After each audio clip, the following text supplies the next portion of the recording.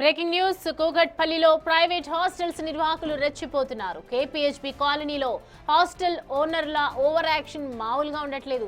నిన్న రాత్రి road number 5లోని ఓ హాస్టల్లో ఒక అమ్మాయిని దింపడానికి ఓ యువకుడు వెళ్లాడు. పక్కనే ఉన్న మరో యువకుడికి బైక్ హ్యాండిల్ తగిలి కింద పడటంతో ఇరు వర్గాల మధ్య వాగ్వాదం జరిగింది. ఆ ఇష్యూలో హాస్టల్ ఓనర్ అతని కొడుకు కలగజేసుకున్నారు. దాంతో గొడవ మరింత పెద్దదిగా మారింది. ఇరు వర్గాల మధ్య గొడవతో స్థానికులు ఆందోళన చెందారు. హాస్టల్స్ లో తమకు ఇబ్బంది అని ఎన్నిసార్లు కంప్లైంట్ చేసినా ఫలితం లేదంటున్నారు.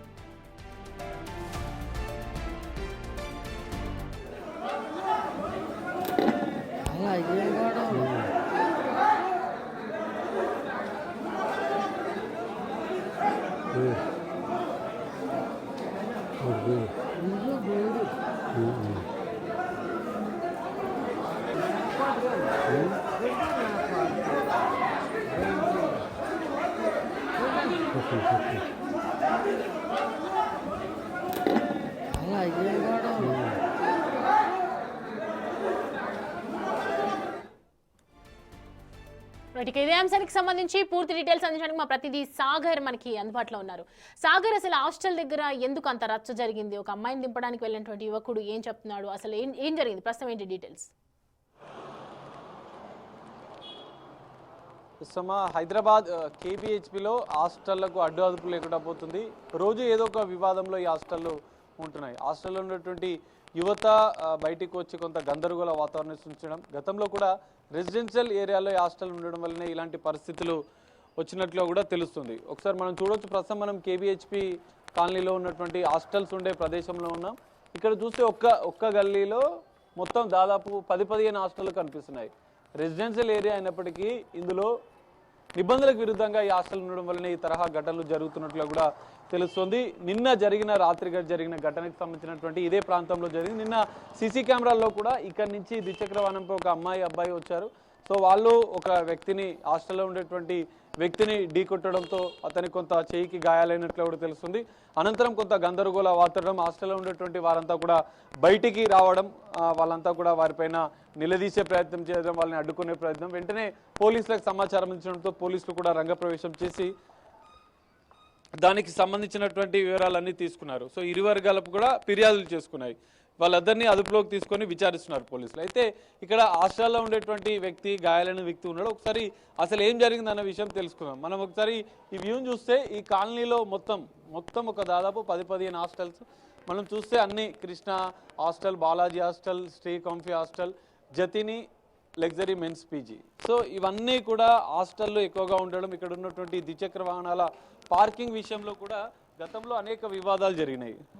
ఎందుకంటే ఇక్కడ ఉండేటువంటి చిన్న గల్లీస్, చిన్న కాలనీస్ కావడంతో ఇక్కడ పార్కింగ్ కూడా ఇబ్బందులు ఉన్నాయి. రెసిడెన్షియల్ వాళ్ళ ఇంట్ల ముందు ఈ విధంగా బైక్లను పార్కింగ్ పెట్టడంతో గతంలో కూడా ఈ పార్కింగ్ విషయంలో కూడా అనేక వివాదాలు జరిగాయి. రెసిడెంట్ల పైన కూడా కొంత దాడి చేసిన పరిస్థితి. సో నిన్న ఏం జరిగిందన్న అంశం, తరచూ ఈ హాస్టల్ వివాదాలు జరుగుతూనే ఉన్నాయి. అసలు నిన్న జరిగిన ఘటన ఏంటి అనేది తెలుసుకుందాం. చెప్పండి బ్రదర్, అసలు ఏం జరిగింది నిన్న? నిన్న ఆఫీస్ నుంచి వస్తున్నాను, వచ్చి మా బ్రదర్ అక్కడ ఉంటే బ్రదర్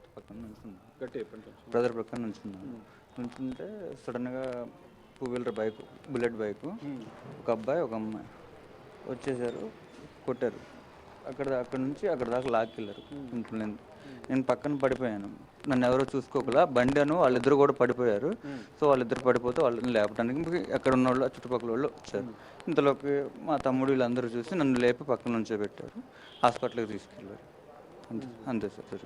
కానీ హాస్టల్ అంటే మీ అంతా బయటికి రావడం, కొంత హంగామా సృష్టించడం, ఇదంతా కొంత డిస్టర్బెన్స్ జరిగింది కదా నిన్న? సీసీ కెమెరాలో కూడా రికార్డ్ లేదు సార్, అట్లా ఏం లేదు. హాస్టల్కి దీనికి ఏం సంబంధం లేదు. నేను పడ్డాను, నన్ను మా తమ్ముడు వాళ్ళు వచ్చి హాస్పిటల్కి తీసుకెళ్లారు.